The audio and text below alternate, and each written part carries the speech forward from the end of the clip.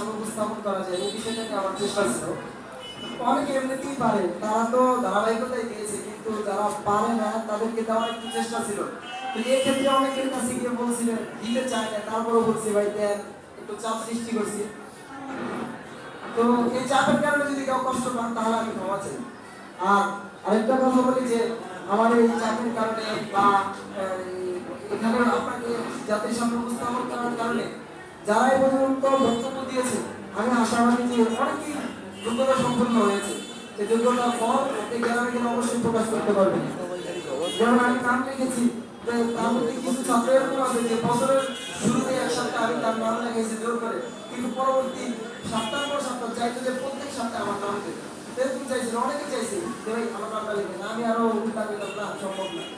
এরকম ছাত্র কিন্তু তৈরি হয়েছে, কিন্তু যারা নাম লেখেন নাই, পারেন নাই, তাদের কিন্তু এরা দুঃখের বিষয়। এই জন্য আমি সবার কাছে আবদার করবো যে আগামী বছরগুলোতে এখন আমাদের সময় আছে, আমরা যাতে করে এই ইউনিটের মাধ্যমে নিজেদের যোগ্যতাকে, নিজেদের এলিমকে জাতির সামনে উপস্থাপন করতে পারি।